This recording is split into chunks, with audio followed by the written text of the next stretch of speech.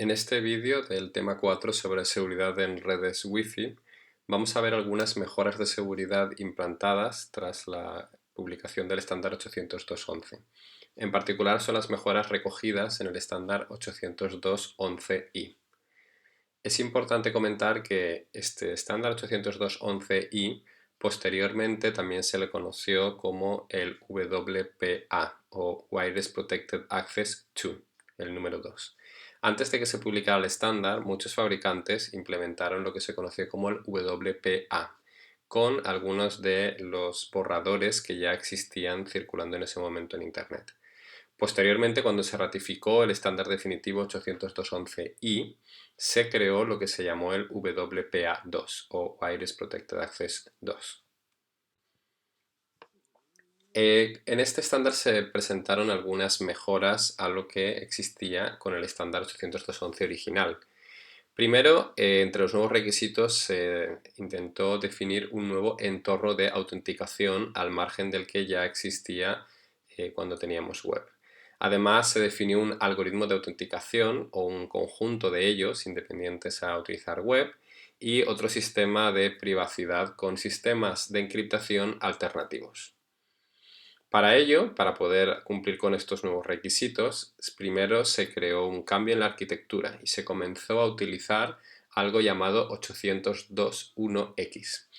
Es una arquitectura de autenticación que funciona a nivel de capa 2, a nivel de capa de enlace, y que ya existía para redes Ethernet y switches, que se extendió para poder utilizar, o que se adoptó para poder utilizar en el estándar Wi-Fi. Además, se decidió utilizar una serie de algoritmos de autenticación flexibles que se llamaban EAP. Y existen varias versiones de estos algoritmos EAP que veremos ahora en las siguientes transparencias y que se pueden utilizar para la autenticación de clientes en redes Wi-Fi.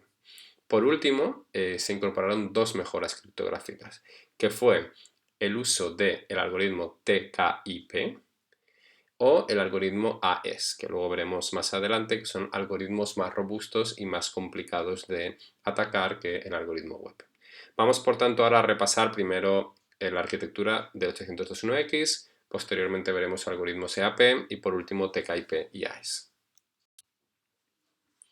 El estándar 802.1x define un marco en el cual tenemos tres entidades. Uno es el cliente, que quiere acceder a la red, en este caso sería un dispositivo inalámbrico. Después tenemos el autenticador, aquí vemos un switch, pero en el caso de una red inalámbrica, el autenticador sería el punto de acceso que conecta directamente con el cliente y que es el que realmente le va a dar acceso a la red. Y por último tenemos un servidor de autenticación. Esto es un servidor centralizado donde guardaremos toda la información relacionada con usuarios y contraseñas que, mediante un determinado algoritmo que puede estar basado en EAP, darán un acceso al usuario a la red inalámbrica. Así que bueno, vamos a ver cómo funcionaría el 802.1x. Si un cliente, por ejemplo, quisiera acceder a la red, tendría que iniciar con un punto de acceso determinado el proceso de autenticación. Este punto de acceso en muchas ocasiones va a ser un punto de acceso ligero, no tiene la capacidad de autenticar directamente al cliente, sino que lo que va a hacer es abrir una puerta lógica que va a permitir retransmitir esta solicitud del cliente directamente a un servidor de seguridad. Un ejemplo de servidor de seguridad es un servidor Radius. Son unos servidores muy comunes para almacenar usuarios y passwords y que pueden utilizar diferentes algoritmos de autenticación. Una vez existe ese canal de comunicación abierto entre el cliente y el servidor para realizar el proceso de autenticación, utilizando como intermediario al punto de acceso, si al final del proceso todo es correcto y el cliente es quien dice ser, que en este caso es lo que se llama el suplicante, el servidor Radius va a garantizar el acceso y va a generar dinámicamente, es decir, en ese instante, unas claves específicas para comunicar al cliente con el punto de acceso y le va a enviar esa clave tanto al punto de acceso como al cliente y a partir de ese momento tienen que utilizarlas para encriptar toda la información que viaje entre ellos. Es una clave única y específica para este cliente que no será compartida con ningún otro cliente que esté en ese momento transmitiendo datos en la red. Para poder realizar este proceso de autenticación entre el cliente y el servidor Radius, se tiene que utilizar algún protocolo de autenticación. Extended Authentication Protocol, o EAP, es un ejemplo de sistema que tiene muchas implementaciones. Está basado en diferentes capas y, como podemos ver en la parte inferior de la figura, tenemos que poder funcionar en capa de enlace con diferentes protocolos. Después tiene una capa intermedia, que es lo que hemos definido hace un momento, el 802.1x, que define las tres entidades que hemos visto. Y luego están los algoritmos o los métodos que vamos a utilizar para autenticar. Por ejemplo, en la parte central tenéis EAP-TLS, que es un algoritmo de autenticación basado en redes PKI, básicamente. Es decir, en infraestructuras de clave pública. Existe otro tipo de algoritmos, por ejemplo, uno que se llama LEAP, que es de Cisco. Existen otros también que utiliza Microsoft para poder utilizar la misma clave de usuario y la contraseña de usuario de Windows para poder acceder con esas credenciales a la red inalámbrica. Y existen diferentes adaptaciones, algunas con clave compartida, algunas con certificado digital, como sería el caso del EAP-TLS, y diferentes mecanismos de autenticación. Vamos a ver los pasos que da un usuario a la hora de realizar este proceso de autenticación. El primer paso es que el cliente se tiene que asociar con un punto de acceso. Sería lo que vemos arriba a la izquierda como paso 1. Después, el punto de acceso bloquearía el acceso a la red interna, a no ser que el usuario decida autenticarse. Ese sería el segundo punto en el cual el usuario decide solicitar o iniciar un proceso de autenticación.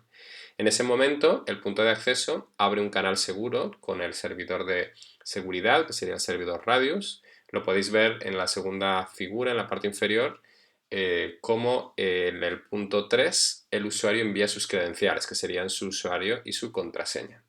En el punto 4 el servidor lo autenticaría, vería que es correcto. Y tenemos un paso que es opcional y que se llama autenticación mutua. Es un proceso interesante, ya que un atacante podría tratar de simular un punto de acceso y simular un servidor de autenticación Radius. Como no queremos que esto pase, podríamos solicitar desde el cliente que queremos que el servidor Radius también se autentique, que me diga que realmente es un servidor real. Para ello, un servidor Radius podría utilizar su certificado digital o su firma digital para garantizarnos que es quien dice ser, y de esta manera podríamos autenticarlo. Es un proceso opcional, puesto que requiere de una cierta complejidad y de la implantación de una infraestructura de clave pública dentro de la empresa. Después de este paso, el servidor Radius ya ha sido autenticado y el cliente también, y genera claves que se llaman claves web unicast. Son claves que solamente va a utilizar el cliente con el punto de acceso para comunicarse directamente o para enviar tráfico a la red cableada o recibir tráfico de la red cableada. Y todo el tráfico se va a encriptar con esa clave concreta. Sin embargo, además de esas claves web generadas para el usuario y para el punto de acceso, es importante tener en cuenta que en una red Wi-Fi también se pueden enviar mensajes broadcast. Si se envía un mensaje broadcast por nuestro dispositivo, tiene que poder recibirse por todos los dispositivos de mi zona. O si, por ejemplo, un punto de acceso envía un mensaje broadcast a todos los clientes, tienen que recibirlos todos y tienen que poder decodificarlos. Así que el access point tiene que tener, y el cliente, una clave web broadcast para poder desencriptar tráfico broadcast que llegue dentro de su red. A partir del envío de toda esta información, empieza la transmisión de mensajes encriptados, tanto broadcast como unicast, y la red empezaría a funcionar de manera normal. En función de las implementaciones de EAP, pues tenemos aquí diferentes características. En esta tabla se recogen algunas de las más importantes, algunas de las que ya hemos hablado, por ejemplo, EAP-TLS, que podéis verlo como es la tercera opción en la primera columna. Es abierto, no es propietario, utiliza certificados digitales X509, que son como las firmas digitales. Utiliza generación dinámica de claves para el usuario y para el punto de acceso. Además, es un sistema de seguridad fuerte, con un sistema rápido de reautenticación, permite o es compatible con la versión WPA, que es la original, y bueno, permite algunos riesgos, es como no exponer la identidad de la persona que está conectándose a la red. Así que aquí tenéis un resumen de las características más importantes de estas implementaciones de EAP. ¿Cuáles son las ventajas que tenemos de utilizar 802.1x y EAP en lugar de web? Una de ellas es que ahora ya no identificamos a un PC. Antes en un PC teníamos una clave web, que además era probablemente la misma en todos los ordenadores de la red. Sin embargo, ahora tenemos usuarios y contraseñas específicos, todos ellos almacenados dentro de un servidor de seguridad para los cuales podemos revocar, por ejemplo, el permiso de acceso simplemente accediendo al servidor sin tener que modificar la seguridad o la configuración de ningún punto de acceso de mi red. Además permite la autenticación mutua, por lo tanto voy a poder detectar si hay algún servidor de autenticación ilegal dentro de mi red y garantizar que no le envío ningún tipo de información a ese servidor de seguridad. Y además ahora voy a tener claves web individualizadas, no generalizadas como teníamos antes, y además temporales, puesto que estas claves se generan durante un periodo de tiempo y después dejan de utilizarse. Si un atacante tratase de acceder a mi red desencriptando la clave web, esta le serviría para pocos segundos, ya que probablemente el tiempo que le lleva a desencriptar sea incluso mayor que el tiempo que nos va a costar a nosotros sustituir la clave web por una nueva.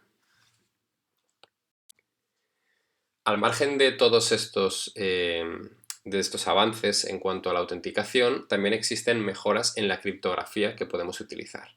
Dos de ellas son TCP/IP, que es el protocolo Temporal Key Integrity Protocol, y el Advanced Encryption Standard, que es otro protocolo de autenticación mucho más robusto. Vamos a ver cómo funcionan cada uno de ellos. El protocolo TCP/IP es una modificación del algoritmo web que vimos anteriormente. Lo único que realiza es una modificación incorporando una fase intermedia. Si comparáis la parte izquierda, donde tenemos la clave y el vector de inicialización, se lo pasamos al cifrador y este nos devuelve la clave de cifrado. Ahora lo que tenemos es lo siguiente. Tenemos la clave y el vector de inicialización. Antes de hacer el proceso del cifrado, lo que vamos a hacer es una operación de hash que va a combinar la clave base y el vector de inicialización de alguna manera concreta. Esa combinación me va a generar una clave de paquete. Es una clave para este paquete concreto, no es una clave genérica como teníamos antes. Esa clave de paquete sí se une al vector de inicialización, lo pasamos por el algoritmo de cifrado y nos devuelve la clave de cifrado. Pero ese proceso de hash, como se hace paquete a paquete, produce una mezcla de los bits de la clave base y el vector de inicialización que mejoran mucho la robustez del sistema y evitan muchos de los problemas que hemos visto anteriormente que tiene web. Además de esta mejora, se incorpora un campo que se llama MIC, que es el Message Integrity Check, que lo que nos permite es comprobar de alguna manera que no se modifican los datos. Antes, cuando utilizábamos web, es la figura que tenemos en la parte central, que pone sin MIC, lo que teníamos era un campo que tenéis ahí en verde, cifrado. Teníamos primero DA, que es la dirección de destino, Destination Address, SA, que es el Source Address, la dirección origen, y el vector de inicialización, y unos datos en verde, y un campo que pone ICV. Este campo ICV era un campo que nos aseguraba, o que lo que intentaba era que detectar que no se han modificado los datos en el camino. Porque si un atacante captura los datos y los modifica y los reenvía, pues tenemos que ser capaces de detectarlo. Sin embargo, esto generaba algunos problemas de seguridad. Ahora, con el nuevo sistema TCP/IP, la parte que veis en color verde encriptada incorpora este campo MIC que solventa algunos de los problemas que teníamos antes y además un número de secuencia. Este número de secuencia es importante ya que ahora tenemos un número de mensaje que está encriptado y si algún atacante coge los datos, los modifica y los reenvía, el mensaje va a tener el mismo número de secuencia que tenía el anterior y va a llegar duplicado y vamos a poder ser capaces de detectarlo y no procesarlo por el destinatario. Y estas serían algunas de las mejoras que incorpora el algoritmo TCP/IP. Al margen de este algoritmo, tenemos la opción de utilizar el algoritmo AES. El protocolo AES es un algoritmo mucho más fuerte a nivel criptográfico. No se implementaba originalmente puesto que requiere bastante CPU y pues, los sistemas originales que incorporaban puntos de acceso no tenían tanta capacidad. Sin embargo, con los sistemas de hoy en día es sencillo y podemos encriptar y desencriptar en tiempo real los mensajes sin ningún problema. Soporta mensajes de hasta 256 bits y claves dinámicas. Además, es el sistema, por ejemplo, que el gobierno de los Estados Unidos utiliza para encriptar todos los mensajes oficiales que tienen que ser seguros, por ejemplo, pues de la Casa Blanca o del Pentágono o cualquier otro sistema de comunicación por Internet estatal. Así que es un sistema que se considera criptográficamente bastante seguro.